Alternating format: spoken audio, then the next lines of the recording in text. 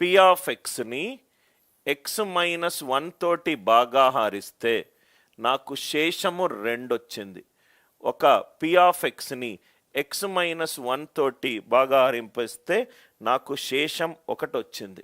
P of ఎక్స్ని X minus 2 తోటి divide చేస్తే భాగాహారిస్తే నాకు ఈ 2 ఎగ్జాంపుల్స్ చాలా ఇంపార్టెంట్ సార్. శేషము 1 వచ్చింది, శేషము 1 వచ్చింది. అదే పి ఆఫ్ ఎక్స్ని quadratic X minus 1 X minus 2 X minus 1 X minus 2 తోటి భాగాహారిస్తే శేషం ఎంత?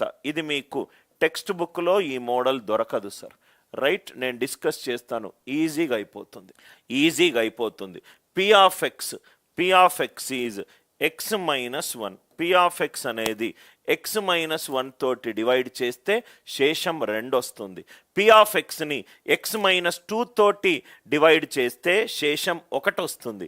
పి ఆఫ్ ఎక్స్ని ఎక్స్ మైనస్ 1 ఎక్స్ మైనస్ 2 తోటి చేస్తే, ఈ మోడల్ ఇంపార్టెంట్, చాలా జాగ్రత్తగా వినండి సార్, చాలా జాగ్రత్తగా వినండి. ఎక్స్ మైనస్ 1 ఎక్స్ మైనస్ 2 తోటి చేస్తే శేషం ఎంత? జనరల్గా మనకు టెక్స్ట్ బుక్లో కింద ఓన్లీ డిగ్రీ 1 వరకే ఉంటుంది. ఆ కాన్సెప్ట్ డిగ్రీ 2 డిగ్రీ 3 కూడా ఎక్స్టెండ్ చేసుకోవచ్చు. నా ఫస్ట్ థింగ్ ఇది మనం చెరిపేద్దాం. మనం ఏమన్నాం సార్, ఇక్కడ నేను ఒక పాయింట్ రాశాను, ఇక్కడ చూడండి సార్. ఈ పాయింట్ మీకు అర్థమవుతే ఆన్సర్ వచ్చినట్టే. రైట్, కింద గనక మనము డిగ్రీ 2 తోటి డివైడ్ చేస్తే ఆన్సర్ డిగ్రీ 0 అయినా అయి ఉండాలి, డిగ్రీ 1 అయినా అయి ఉండాలి. డిగ్రీ 0 అయినా డిగ్రీ 1 అయినా అంటే జనరిక్ ఫామ్ ఏంటి? PX plus 2.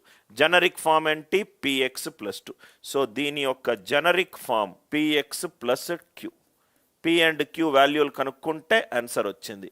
పి గనక 0 అవుతే డిగ్రీ 0 వస్తుంది, పి గనక 0 కాకపోతే డిగ్రీ 1 వస్తుంది. అంటే ఈ క్వశ్చన్కి ఆన్సర్ పిఎక్స్ ప్లస్ క్యూ ఫామ్లో ఉండాలి. ఎందుకు? డివైడ్ చేసేది డిగ్రీ 2 కాబట్టి ఆన్సర్ డిగ్రీ 0 అయినా అయి ఉండాలి, డిగ్రీ 1 అయినా అయి ఉండాలి. ఒక నంబర్ 3 తోటి భాగాహారిస్తే 0 1 2 రిమైండర్ వస్తుంది.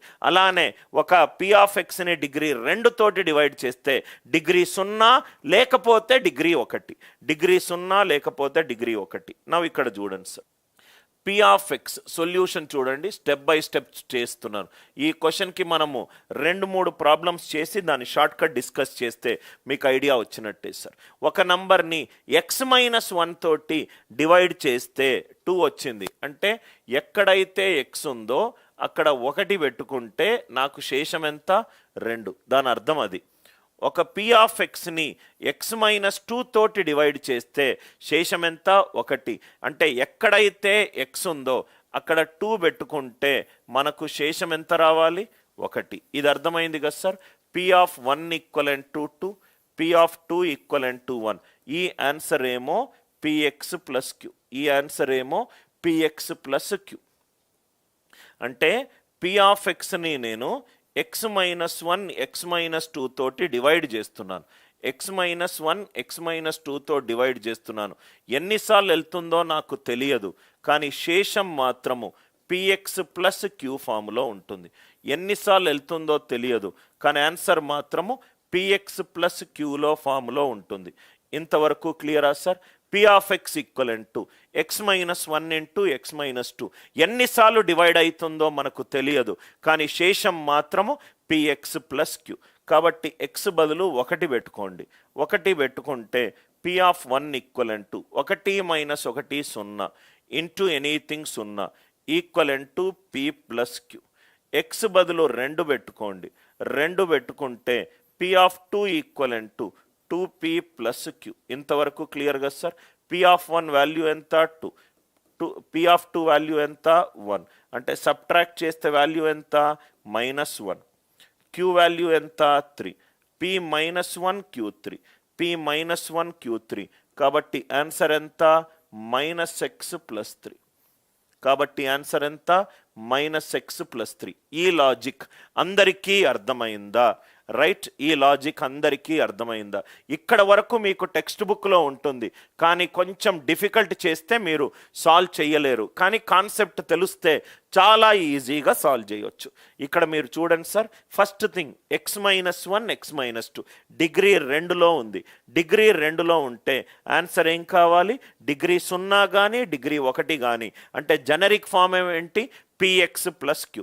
x-1 తోటి డివైడ్ చేస్తే శేషం 2. ఎక్కడ x పెట్టుకున్నా x బదులు 1 పెట్టుకుంటే నాకు శేషం 2 రావాలి. p(1) = 2. ఎక్కడ x 2 పెట్టుకుంటే నాకు శేషం ఎంత రావాలి? 1 రావాలి. దాని తర్వాత సబ్స్టిట్యూట్ చేశాను. pని x-1 × x-2 ఎన్నిసార్లు డివైడ్ అవుతుందో నాకు తెలియదు. qx + px + q. x బదులు 1 పెట్టుకున్నాను. p(1) = 2p + q = 2 వచ్చింది. x బదులు 2 పెట్టుకున్నాను. 2p + q = 1 వచ్చింది. దీన్ని సబ్ట్రాక్ట్ చేస్తే p - 1 q 3. కాబట్టి ఆన్సర్ ఎంత? -x + 3. -x + 3. ఈ లాజిక్ అందరికీ అర్థమైందా?